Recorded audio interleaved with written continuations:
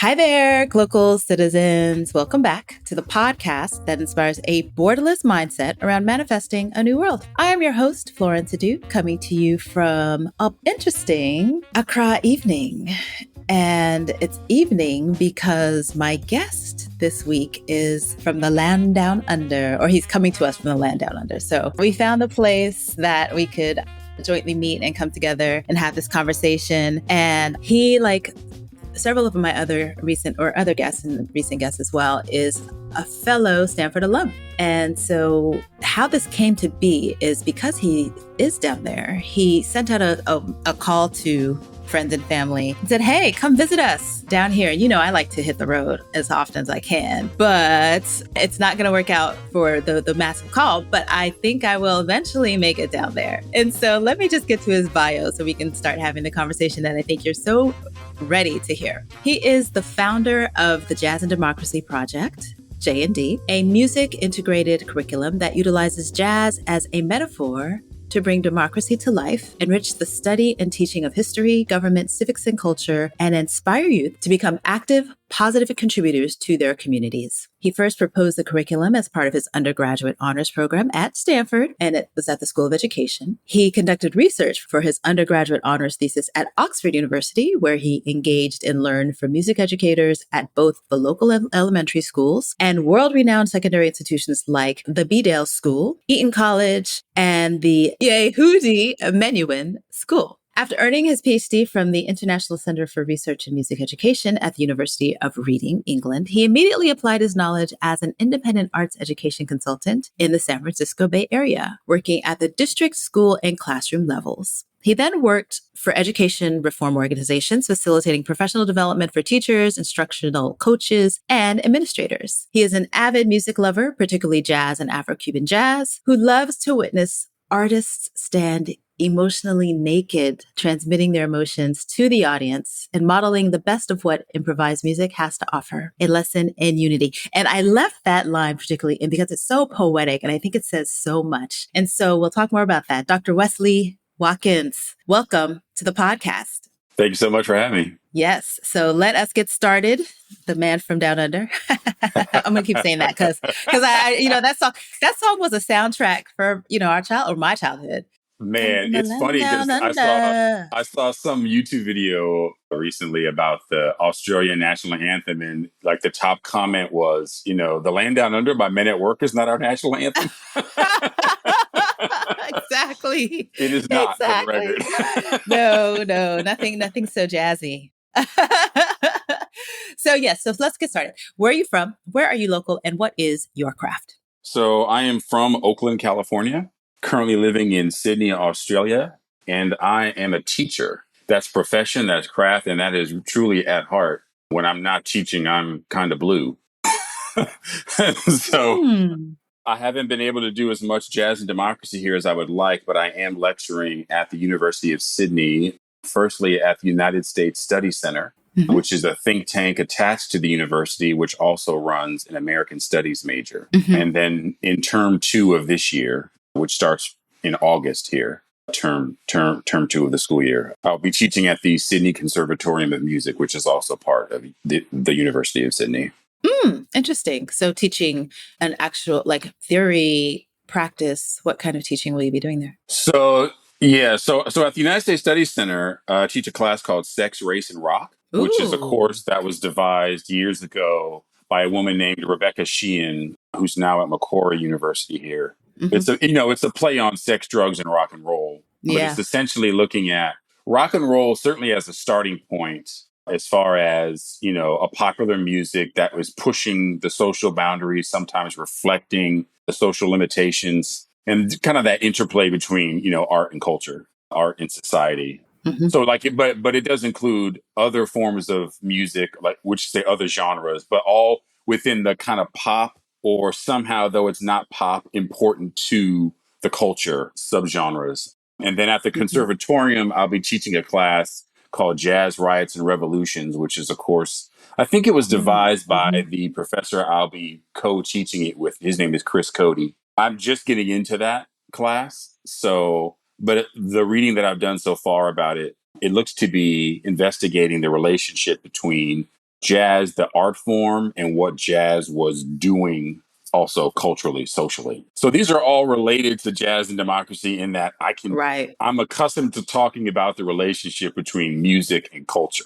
Though neither of them are J and D, you know, officially. Yeah, yeah, yeah. Yeah, they're And adjacent. unfortunately for me.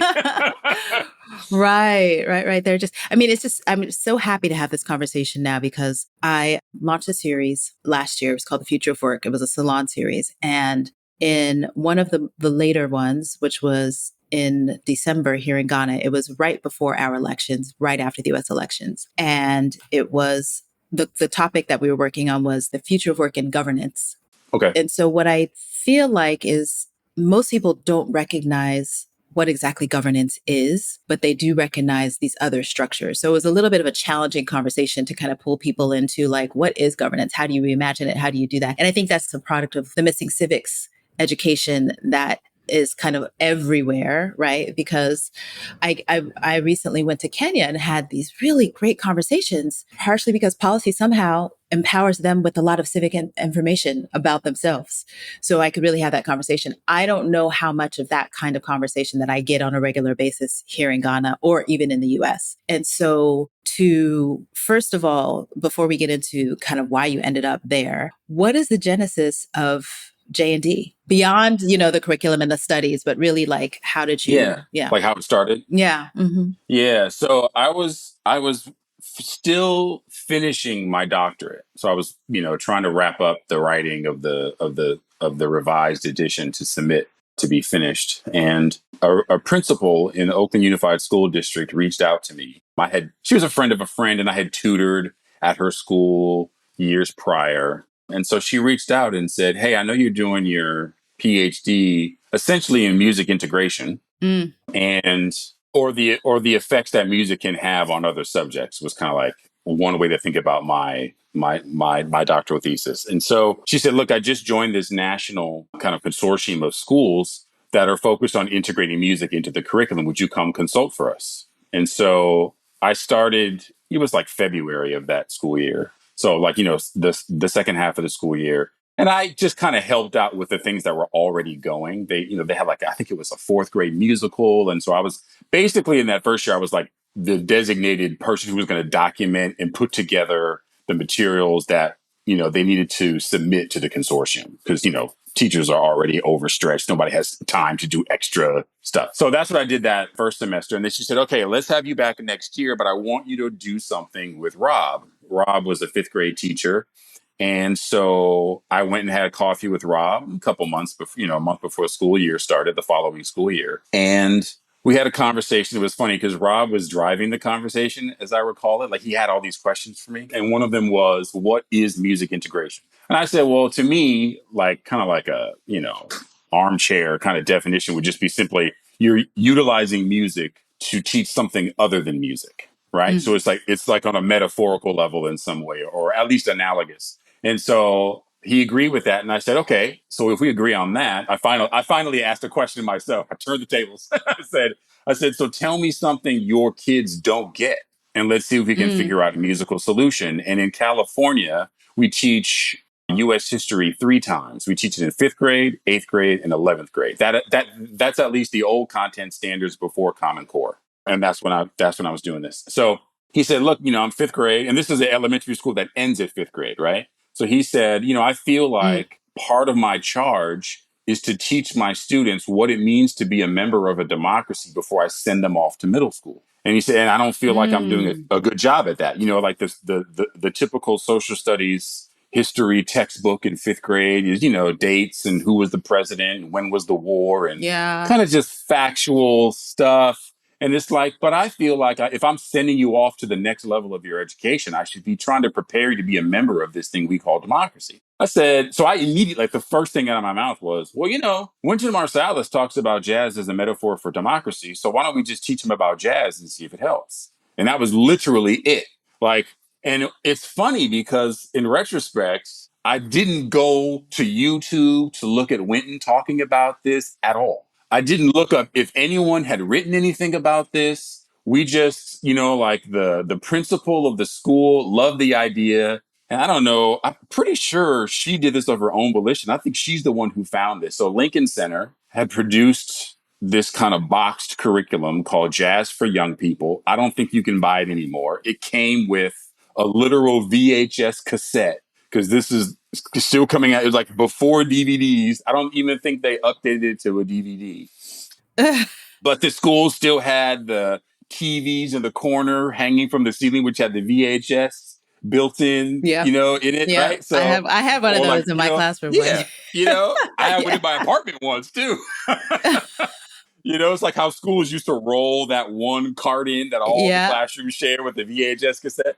Yeah. So basically, I was that guy who would come in after lunch recess and do a jazz lesson, and it was strictly a jazz lesson. So we ran the jazz and the social studies in parallel. We didn't tell the kids what we were doing. I don't even know that this was by design. Honestly, I don't really remember if we thought, let's not tell them and run this little experiment. But that's how it actually wound up happening. I would just teach them about jazz. Rob was teaching about social studies. There was another fifth grade classroom, and I think I had like a lag of a couple weeks or maybe a month where I would do the same lessons in that other classroom as well, because we didn't want to give one half of the fifth grade the opportunity and not the other half. So, I caught up the other side too, because it was like we were just trying to figuring it out on the fly.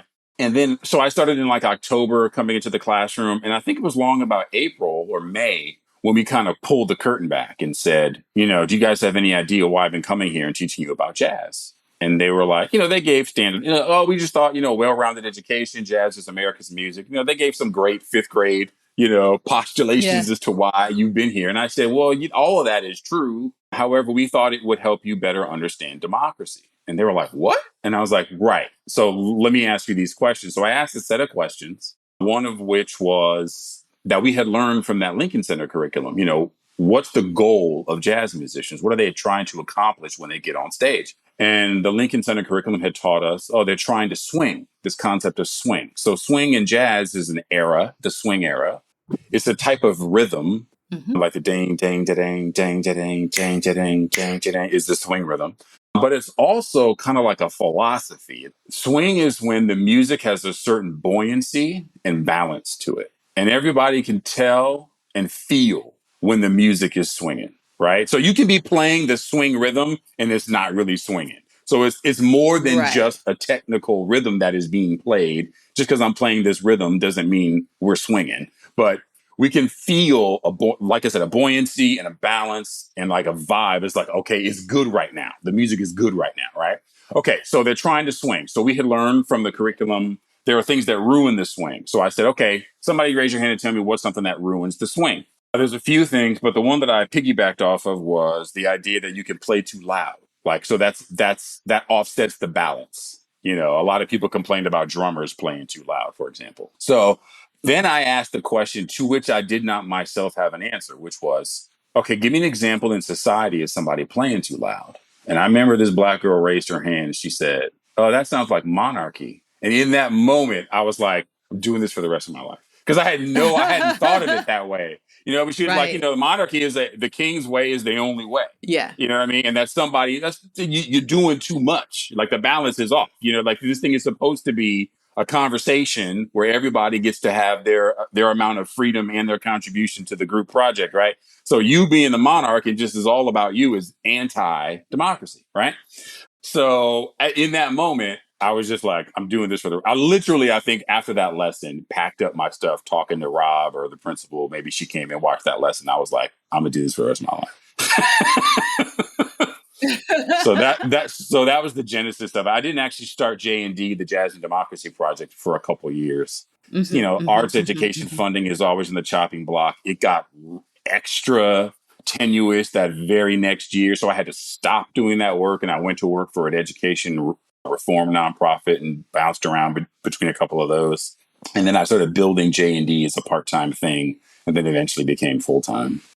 So this is a good point to ask you, why the where? After figuring out what you're going to do for the rest of your life, how did you then come to be living, working, and playing in Sydney, Australia? That's essentially down to my wife, who is a world-class executive. Okay. And she was tasked with being the general manager of Australia and New Zealand. And so that's what brought us here initially. This is pre-COVID. Okay. So we came here for what was supposed to be like a 3 to 4 year stint. Mm-hmm. And it turned out to be 11 months on the ground. Mm. And that's only because, like I said, she's a world-class executive and they wanted to promote her again, but that promotion required her to be back at headquarters. So we moved back. Ah. Oh, okay. Yeah. So it's only because she's so great that we both got the opportunity to move here in the first place and had to move back. So anyway, so we moved back and pre-COVID, but then COVID hit not that long after. Mm-hmm. And we were loving it here. Like we were just loving it. It was like an adventure. We fit right in. My daughter was doing well in school. Like we just loved it. We hadn't even gotten our feet wet really. So when you're loving a thing and barely getting started and then suddenly it's taken away from you, you're kind of pining for it all the more. Right. Yes. So we were basically not wanting to leave. So then we go back and then COVID hits and basically the grass was greener here during COVID because, Australia shut their borders. There were days, I seem to remember this literally, where more Americans were dying per day than Australia lost in a year. Yeah. Or something. You know what I'm saying? Like it was bad. Yeah. So I was like, oh man, if only. I'm not. They had some bad law. I think they said Melbourne was the most locked down city in the world. I don't know how people are measuring that per se, but people did not like the COVID, protocols here. Right. But we liked being here, and it looked like it was a lot less stressful if you were already here. But they closed the borders. So basically, long story short, we got back here as soon as we could. Oh, okay. Okay. Yeah. But when we came back the second time, we just came back of our own volition. Like we had no work lined up. Wow. So we just straight immigrated here. Immigrated from the US, immigrated into Australia and just put all our chips on. Just figured it out. Yeah. We were all in on Black excellence, just figuring out, our CVs and our expertise and whatever would get us through. And it was very stressful for about 9 months. Very stressful, but we ultimately figured it out. So nice. So tell us a little bit more about that immigration. Yeah, the migration, either way. The migration, right. Because it's kind of immigration, but it's emigration, right? Yes, so So tell us more about that process, because you said it was stressful. There's visas, there's like work permits, so how did you navigate that? Again, so keep in mind that we had done some of the hard part already. Right. Because we had lived here not that long. So we still had bank accounts here. Okay, got it. Like we had driver's licenses already. Like all the kind of running around to do the various types of paperwork or whatever that you had to do to just get your daily stuff. Like, we had a doctor's office that had our file on us already. Like all that type of stuff was already in place. It was mainly finding the work the second time. Got it. And so it's just like the process of, so you fly in and you get an Airbnb for like 6 weeks. I think is how we did it. And then when it's like after a month and you've got zero prospects, do you start? So we started looking for an apartment. But it's like the moment of signing a year's, lease on an apartment was like a moment. Right. Are we really? So it's like you're just putting more and more chips into the center of the gambling table. You know what I mean? Like you're just like, because we left her in the American summer. So like if it didn't work out, we could make the call within a month or two. Okay, let's just go back and have our daughter go back to school in August, September. Back in the States. So. So we just kept like, I think it's going to work. I think, but every little decision, like at some point when the weather changed and my daughter's school schedule got a little busier, it's like, okay, I think we should buy a car now. And it's like, oh, are we really going to buy a car when we don't have jobs? Because we had just been on the bus the whole time. Right. Going to school on the, we were, and it's funny too. And I'd just like to shout out again. There is a type of person who is a world-class executive who would not ride the bus. Right. And my wife is not that person. Like my wife is super down to earth as like, literally, I just keep using the word work. Like she's a star. And we were on the bus. You know what I Okay. mean? Like without, we had our little bus pass, like getting around. And I mean, grocery shopping on the I bus. was I mean, right. this is Everything. common Yeah. in places like New York, but it's not common in the San Francisco Bay Area where we had been Yeah. living, right? Yeah. So, Yeah. Yeah. it's a different thing. Like we were going to Costco on the bus. We were going to IKEA on the bus, So like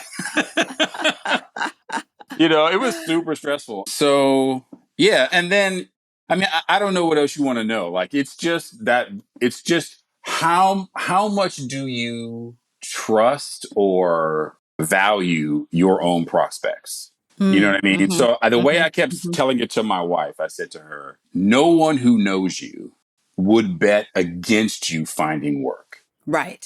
Like no one who's ever worked with you. Yeah. And I mean, and, Mm-hmm. and, and the same was true for me. And in fact, I found a lecture gig first. Okay. So like Mm-hmm. I signed on to start lecturing at the United States Study Center in February of 23. So we Okay. went back to California for Christmas. And at least I had that on the near horizon. But that wasn't going to pay a lot Mm, of bills. Like, casual mm-hmm. lecturer position, sessional lecturer, you're getting paid by the hour for the amount of time that course is happening. As soon as that course is over, you're unemployed, right? Right. Yeah. So it's that type of thing. She landed a job eventually, but I mean, it was a significant outlay of money. So obviously we were privileged enough to be able to do that and not literally risk bankrupting ourselves. Right. But Mm-hmm. just the steady trickle of your savings just dwindling because Yeah. we had no income. And like I said, J&D still hasn't really caught on. But then even at the time, like I thought, because they were having like teacher shortages, which is I was seeing in the news before we left. So I was like, oh, we're going to get there. I'm going to reach out to any of the schools within walking distance and I'll be able to be a substitute teacher, no problem. And then I'll get into some schools and then people get to know me and then I'll tell them about J&D and I'll be set. Well, I'm not allowed to even be a substitute teacher here because I just don't have the type of teacher credential that would transfer over. Right. And the process of getting one here would require me to go back to school to get a master's degree, which was like $30K a year or something. And I'm like, look, I'm trying to Right. make money, not spend money. Yeah. So that was a huge disappointment and like, gut punch. Because I wanted to be in the classroom. I'll teach math, Yeah. whatever you got. I'm a teacher. Let's go. Right. Right. Anyway, it was just stress. It was just money stress. And I think my wife was like, did we make the wrong decision? But my refrain the whole time was we could do this and fail and go back home and reset. But it will never have been, and we will never have been, in retrospect, insane for trying. Mm-hmm. Like Mm-hmm. it was the right thing to try to do. Mm-hmm. So we just rested on that. Again, no one would bet against my wife finding, employment. And in fact, now she's the CEO of a company here. So we're Okay. good. Yeah. Yeah. Makes sense. You're good to go. That's awesome. So tell us a little bit more. So it's interesting you mentioned doing all those things because that is very New York. But tell us about your Sydney because, Sydney is very tourist focused in a lot of Yeah. ways, but it seems like you found a homey place. So tell us about your Sydney. Well, so when we came here, my wife was working for a Fortune 500 company, and when you do an expat assignment, you're living high on the hog, right? Like they've got you in the nicest areas. Yeah. Yeah. And that is the area that we came back to, even though we were doing it under our own steam, right? So it's called the Northern Beaches area. It's a wide swath of areas, or of tiny little suburbs, adjacent little neighborhoods, or whatever. Because Sydney is technically like the zip code that is Sydney is only what they call the CBD or the Central Business District, right? Where like near the Opera House, where the ferry stops, like the central area. That's only Sydney proper. Then there's something like I forget if it's 90 different suburbs or something that surround it, Mm. in all Mm-hmm. directions. Mm-hmm. So you can't go too far east without hitting water, but But yeah, so we came back to the Northern Beaches area because it's what we knew, and somebody had told us that Sydney is the type of town where when you find a place that you like, you just stay there. Mm. It's like every Mm-hmm. little suburb has its own kind of main drag, with the grocery store and the barbershops and all the little things that you need.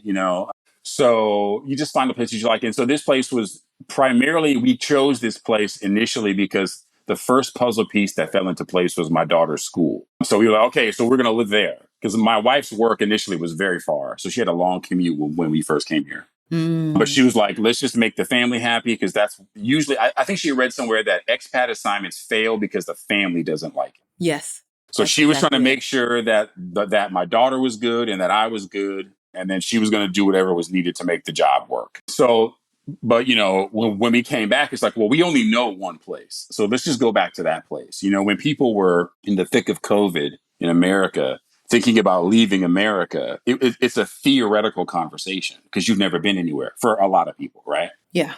But we were sitting there thinking, no, I know the zip code of the place I should be right now had the contract, gone the way it was supposed to go. So we were like, let's just go back there. So, that was where the Airbnb was. That's where our first tiny apartment was. We started renting a house at a, neighboring suburb. And then we moved just recently to another suburb. So, I mean, it's just a matter of like, it's just like, it's near the CBD, so we can get down there on the ferry pretty easily. And the ferry rides here are extraordinary. Because I tell you what, you know how I've learned at different points in my life that if you have a house with a view or an office with a view, like views never get old. Like they charge you extra rent for a view for a reason. You know what I mean? Yes. I know. We don't have a view at our current place, but like, so when you're on the ferry from one of the northern beaches, headed toward the Circular Quay is the ferry stop. And there's a certain corner from our old ferry stop where the boat turns around a point and it turns toward the CBD, and I call it the reveal. So I have a video on my phone of the reveal in every type of weather. I got it in sunny weather. I got it at sunset. I got it at rain. Because it's extraordinary every time. Like, so that view, that turn on the ferry, and the relaxation of being on the water, on the ferry, and then that turn toward the city is so beautiful because, surprise, surprise, I think the Sydney Opera House is one of the man-made wonders of the world. It never gets old. Like every time I see the Opera House, it's beautiful. And there's a part of me that's thinking, how did you end up here? Like it's so far away from home and it's so far outside of what I call my field of gravity, which is just to say what I thought my life might become, and in fact, even having done my doctorate in the UK, I don't know that I met anyone in my entire life who ever said, you got to get to Sydney. Even though it's a British, one of the Five Eyes. It's a thing there. Like you're connected to England just like America is. Right. My wife and I have gone to top schools. We didn't know anyone who'd ever been to Sydney who possibly at all.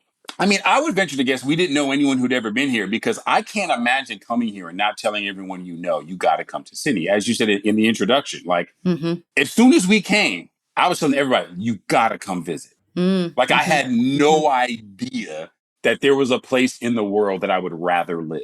Oh, so that's what I love to hear. And that is the beauty of travel and doing those experiments, right? Because but I had traveled. Like I did my doctorate. So when I went to England for my doctorate, it opens up the rest of the world to you. Right. Exactly. Right. Because except for Canada and Mexico, everything else in the world is pretty far. If you're an American, right? But if you're in England, all of Europe is close. The Mediterranean is close. Yes. Just like being in Sydney, like I would have never thought I would ever go to Fiji or Singapore, but that's what's close. Right. Exactly. Yeah. So, I had gone to the UK, for doctorate, and I think one spring break or something, instead of going back to California, I just went to friends' houses because I was in like the international hall. So I had friends from all over the world. So I went to Cyprus, I went to Italy, I went to Germany, I went to France. Eventually, I went to Portugal, I went to all these places. At no point did I think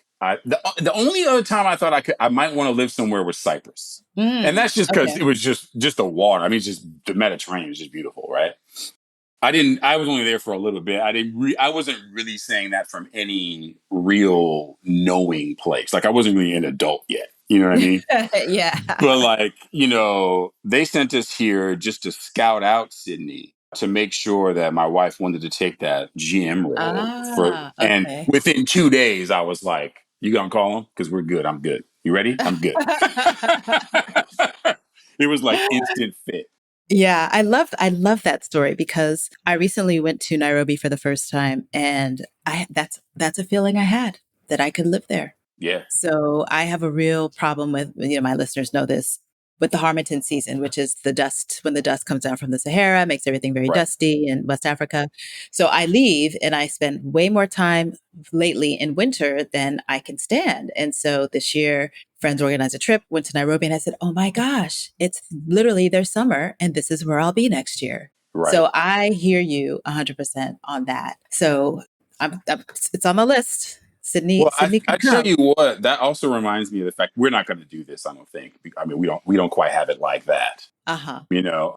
But you know, fire season is a real concern both in California and Mm, here. Now, right. the fire season in California, when I left, had grown to start in April and end in November. But What? we just had these fires in LA in January. So I'm like, bruh, you know what? Right. I think, for your audience, like the extent to which you can be mobile in this new world Yes. is Yes. huge because there Exactly. really isn't normal anymore.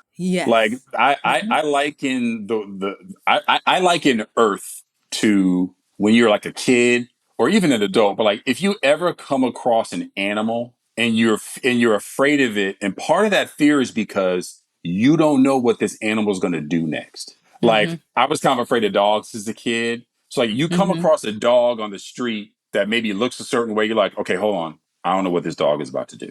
You have no control over what this dog is, and it could hurt you. Like you're on it's faster than you. You know what I'm saying? Be Yes. like if Yes. you were swimming in Australia and you saw a shark, like you don't have the advantage. Right. You know what I'm saying? Like Yeah. they run this hood. You not this is not your hood. Right. I feel like Earth is that way. So it's like all the times I've heard in the recent couple years, both here and back home, where it's like, yeah, our models didn't predict this. Like we didn't foresee this. Like it's funny, Sterling K. Brown from Stanford, is just in that Mm-hmm. show Paradise. Yep. I don't want to have spoilers, but it's like, yeah, we thought we were going to have X amount of notice, and we didn't. You Right. know what I mean?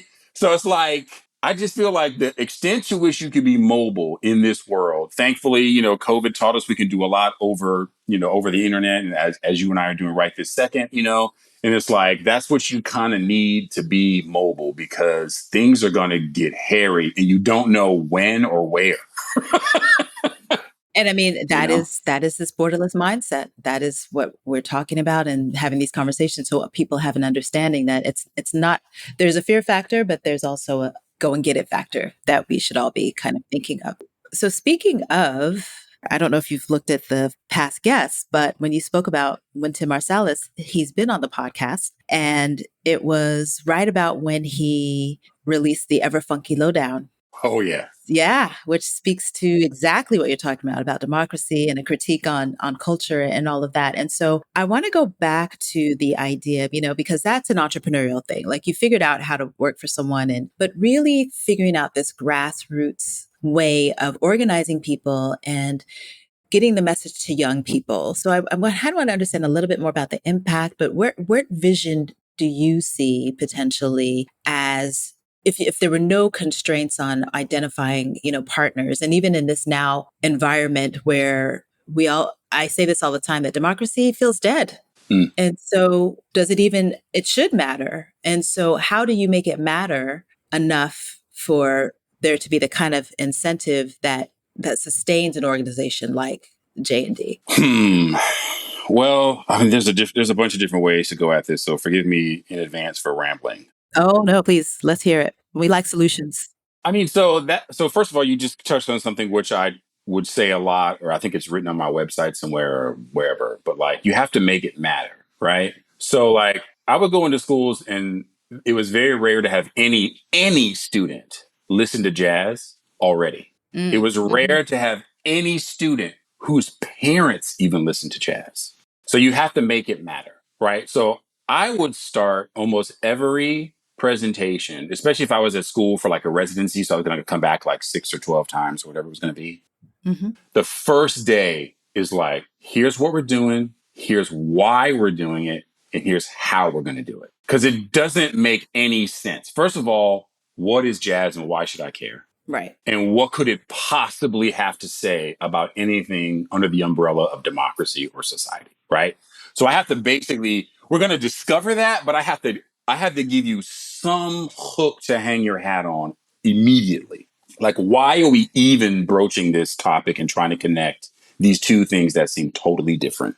I think also you have to let people know or make people know how much their lives are determined by things that seem very far away. So now it's funny because I'm a bit of a hypocrite on this because I was actually not dialed into local politics in my city. That's a function of my upbringing in one way, but it's also a function of like when I was thinking of J&D, like the first things I started to do were I used to just get documentaries, stuff made for kids as well as adults about American history. And I would simply look for jazz in it, which is to say, I look for evidence of something that is analogous to jazz. For example, I used to use these videos by the Annenberg Foundation. And at one point, one of the talking head historians says about the Constitutional Convention in Philadelphia, they were making it up as they went along, which is the definition of improvisation. Right. So I was like, so I would say, oh, okay, so the Constitutional Convention is arguably the greatest jazz jam session in American history,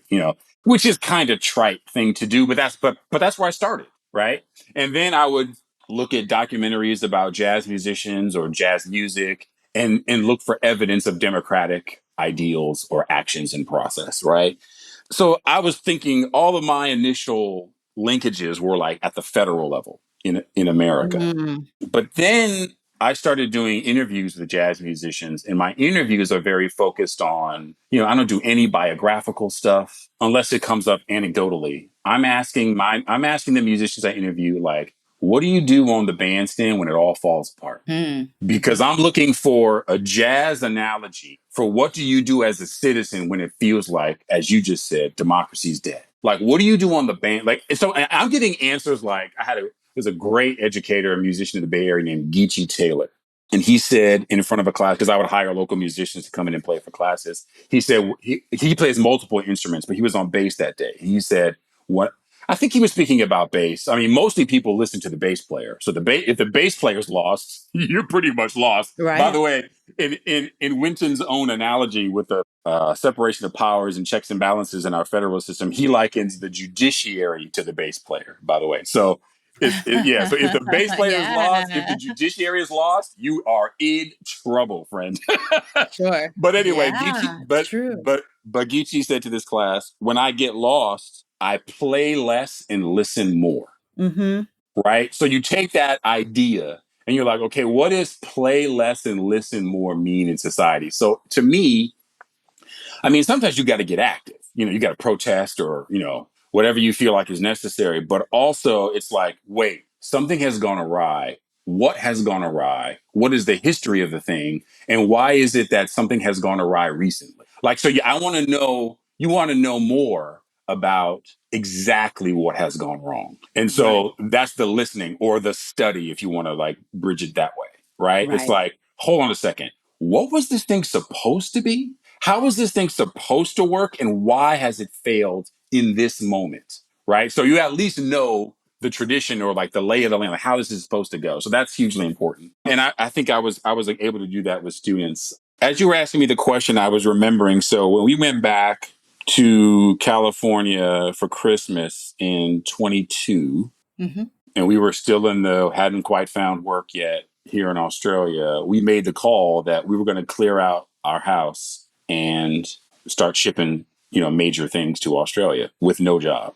So my wife and daughter came home for Christmas. They were in the Bay for a couple of weeks. And then I stayed on for like another month just to pack everything up. And it was literally, we were packing boxes to send across the Pacific Ocean when we knew if they arrived, we didn't have any place to put anything in those boxes because the apartment we were living in was too small.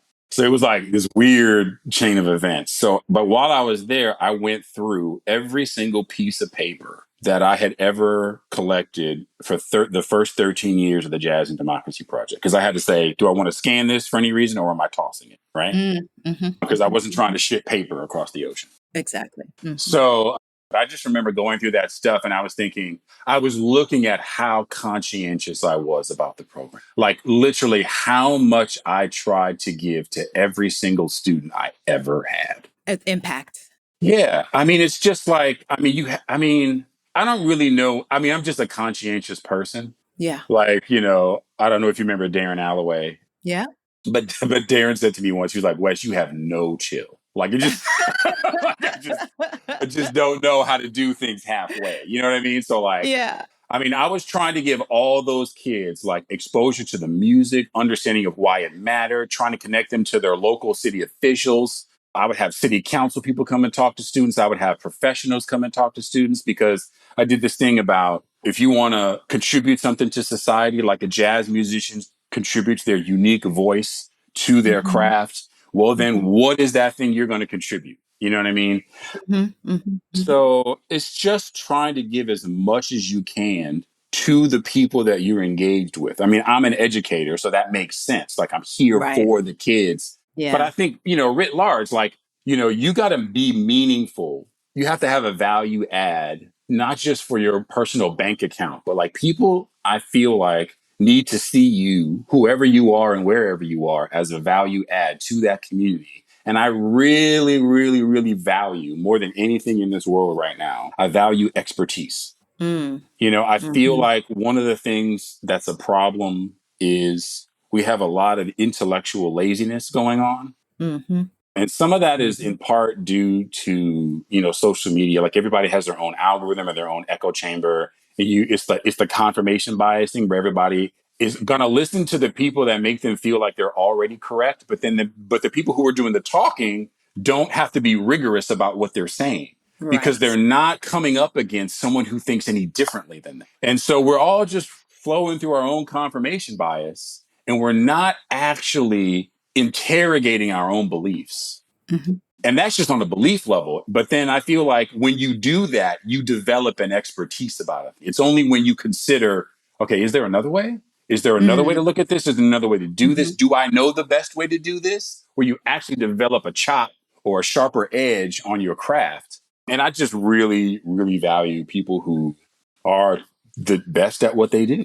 Yeah. But being the best, I'll just say quickly, being the best doesn't mean that you don't have to be the LeBron James or the Steph Curry. I just mean the ethic of trying to be the best is what we need. It's akin to that thing I talked about in trying to swing. Swing is not a destination, it's a constant negotiation. Similarly, democracy is not a place at which you arrive and then you can just take your hands off the wheel. It's a constant negotiation and process of trying to have some integrity about this thing that we're doing, whether it's your job or the society that we're trying to live in. Yeah. So you're making me think of something interesting in all that you're saying, and the analogy between jazz and democracy around accountability. So how do you teach that in the curriculum? Like, how does that in the band structure come through? So, I mean, I don't think I use the word accountability, but for me, I do ask. I started asking musicians recently, and I've certainly Hmm. taught students even before I started asking musicians this direct question.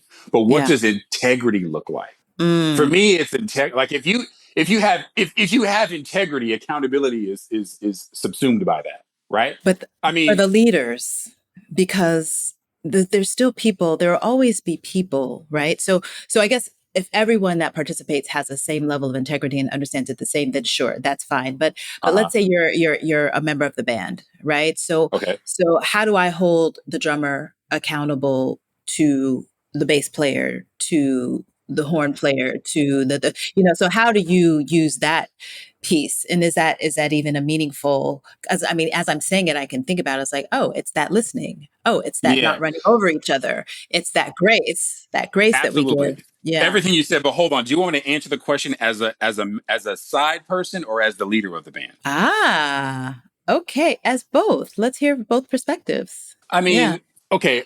So I use a video.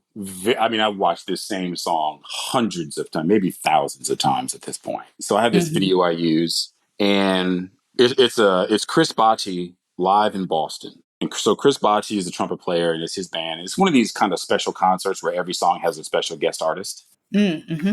Hmm. Sting comes out, all these different people come out. But the track I use is just the quintet. So it's the quintet playing an old pop tune that I learned from Nat King Cole. The song is When I Fall in Love, right?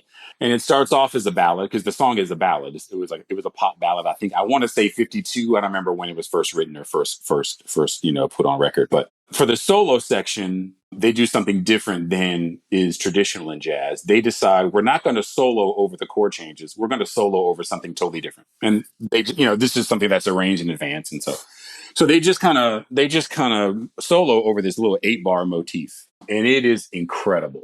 And it's incredible because of the conversation that's happening. But it's incredible also. The reason I use this video is because the drummer just starts going off. Like he just gets hot, is the way that I always tell kids. And he gets hot during the trumpet solo. So mind you, this is Chris Botti's band. It's Chris Botti's name on the marquee. Most people probably don't even know the names of anybody else in the band besides Chris Botti, right? But the drummer starts going off during the trumpet solo. And you can tell everybody digs it, including Chris Botti. So, what you want is a situation where everybody has the freedom to express themselves within the structure of whatever we're doing, the song, the various confines of a song, the chord changes, the tempo, the volume, all the different, musical elements. We've decided this is what this song is and is about. As long as you point it in that direction, you can do anything you want within these parameters. And Chris Botti is doing that. So he's within the parameters. But it's like you could argue that he's taken over someone else's solo, which would be, quote unquote, bad. Except that in this case, you can tell that everyone loves it, including the soloist who's soloing. And so it winds up being additive. So part of what that is choosing your band members that will make good decisions. So like if you think about that like in a work setting or a corporate setting, it's like, you want a strong team. You want to work with talented people. It's back to that thing I was talking about, expertise. Billy Kilson is a master at the drum set. The bass player, I think, is Robert Hurst, and Billy Childs on piano are respectively masters of those instruments, right? And as long as I, the leader, have set a clear goal or, like I said, parameters, what we're up to, you can then trust those people to make good decisions, right? So a lot of it is being able to choose the right people to be around. Now, this is where the jazz and democracy metaphor starts to lose a little of its bite. Or I like to think of it as, where this doesn't exactly line up is also instructive because I didn't choose the other citizens in America.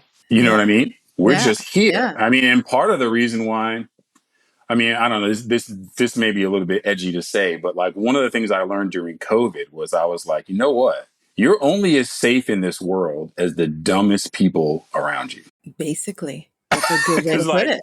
I know that people disagree wholeheartedly on what COVID was, how it was handled, but the people I was listening to were some medical experts who I trusted. And it seemed like a large swath of the population in America and other places around the world. It wasn't unique to the US, certainly, but like y'all are doing the wrong thing and you're making the rest of us vulnerable. You know what I mean? So that's how I felt anyway. I could be wrong, but that's how I was feeling. That's going to do it for part 1 of my conversation with Dr. Wesley Watkins. Be sure to join us next time, where in part 2 of the conversation, we'll get to know a lot more about living life in the Southern Hemisphere, as well as the inside scoop on the Jazz and Democracy Project, and a lot more about music and lifestyle and culture. As always, you can catch us with new episodes at glocalcitizenspod.com or wherever you get your podcasts. Please do like, share, subscribe, leave us a review. Check out those show notes and be sure to come back next week for our continued conversation. Until next time, bye for now.